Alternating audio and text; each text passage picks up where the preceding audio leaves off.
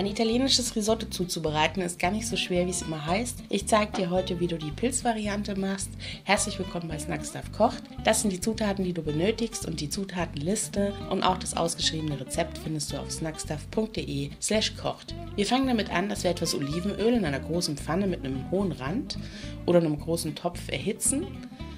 Und sobald das Öl dann richtig schön heiß ist, geben wir die Zwiebeln dazu und schwitzen diese für ca. 4 Minuten an. Ich habe jetzt hier eine normale Zwiebel verwendet, aber idealerweise nimmt man Schalotten, da würde ich dann so 3 Stück verwenden, denn die Schalotten haben einfach einen milderen und feineren Geschmack. Nach ungefähr 4 Minuten können wir dann den durchgepressten Knoblauch dazugeben. Und der wird auch gar nicht lange mit angeschwitzt, sondern da kommt dann auch gleich der Risotto-Reis dazu. Hier ist es wichtig, dass du wirklich einen Risotto-Reis nimmst, denn nur der hat die Kocheigenschaften, die dazu führen, dass wir so ein richtig schön schlotziges und cremiges Risotto haben. Also achte darauf, dass du hier genau den richtigen Reis kaufst. Das ist dann von der Sorte her, ist das dann ein Avorio zum Beispiel oder ein Aquarello-Reis. Aber da steht immer schön groß Risotto drauf, deswegen kannst du da eigentlich gar nicht viel falsch machen. Der wird jetzt auch für 4 Minuten ungefähr mit angeschwitzt. Pass auf, dass er nicht anbrennt. Also reduziere die Hitze jetzt auf ungefähr eine mittelstarke Hitze und vergiss nicht, dass du ständig rühren musst. Nach 4 Minuten löschen wir den Reis dann ab mit etwas Weißwein. Wir geben ein Lorbeerblatt dazu und kleiner Geheimtipp, ein bisschen weißen Essig. Und dann wird weiter gerührt und sobald diese Flüssigkeit dann verdampft ist, geben wir Brühe dazu. Ich habe jetzt hier einen Topf mit Rinderbouillon aufgesetzt. Die Brühe sollte richtig schön heiß sein, die sollte fast kochen oder kochen. Denn wir wollen jetzt nicht jedes Mal, wenn wir hier Brühe nachkippen, den Garprozess unterbrechen und erstmal wieder 30, 40, 50 Sekunden warten, bis die richtige Hitze in der Pfanne herrscht.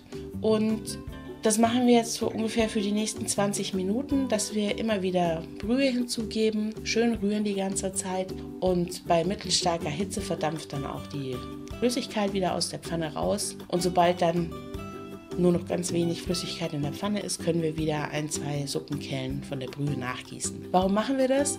Durch dieses viele Rühren reibt der Reis die ganze Zeit aneinander und dabei gibt er Stärke ab. Und diese Stärke sorgt dann vorrangig dafür, dass wir am Ende so ein richtig schön schlotziges, cremiges Risotto bekommen, wie wir es haben wollen.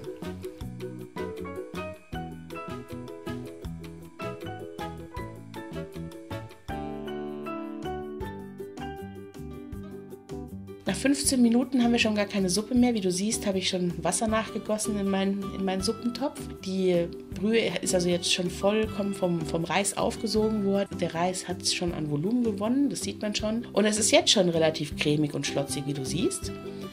Wir probieren jetzt mal, wie weit der Garpunkt schon beim Reis ist. Und wenn er dann noch richtig gut Biss hat, das ist so ungefähr nach 15 Minuten, geben wir unsere geschnittenen Pilze dazu. Und die haben jetzt einfach nochmal so 5 bis 7 Minuten Zeit, um weich zu werden, aber nicht zu weich, denn wir wollen ja schon noch, dass sie einen leichten Biss haben, die Pilze. Und da verfahren wir jetzt einfach weiter, so wie vorher, immer wieder Flüssigkeit dazu.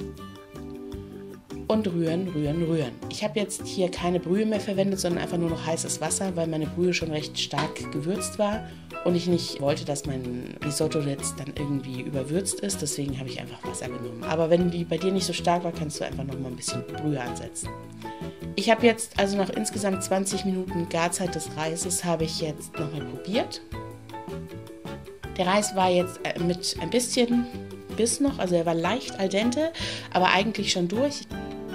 Ich habe den Reis also jetzt gepfeffert, nochmal gut umgerührt und dann gebe ich ein kaltes Stück Butter dazu. Die Butter sorgt einerseits natürlich für einen guten Geschmack, weil mit Butter schmeckt alles besser. Andererseits bindet sie aber auch das Risotto ab und wir geben noch den frisch geriebenen Parmesan dazu. Und der bringt jetzt natürlich eine richtig schöne Würze in unser Risotto rein. Auch einiges an Salz, also man sollte, bevor man den Parmesan mit dazugegeben hat, auch wirklich nicht salzen, auf keinen Fall. Wir probieren jetzt nochmal das Risotto und entscheiden dann, ob wir noch ein bisschen Pfeffer oder auch Salz brauchen. Ich persönlich habe überhaupt kein Salz mit dazugeben müssen, weil meine Brühe eben schon recht stark gewürzt war.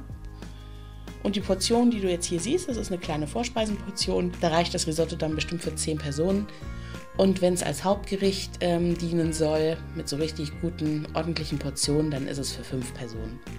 Ich wünsche dir viel Erfolg beim Nachkochen Und wenn dir das Video gefallen hat, dann lass mir doch ein Abo da und einen Daumen hoch. Und idealerweise schreibst du mir auch noch einen Kommentar. Ich freue mich nämlich über jeden Kommentar. Ich beantworte sie auch so gut wie alle. Und falls du irgendwelche Fragen noch hast zu dem Gericht oder einfach generell schreiben möchtest, wie dir das Video gefallen hat, dann tu das gerne. Schau dir auch auf meiner Homepage snackstuff.de/kocht noch ganz viele andere Rezepte an oder hier auf dem YouTube-Kanal. Und dann hören wir uns beim nächsten Video. Tschüss!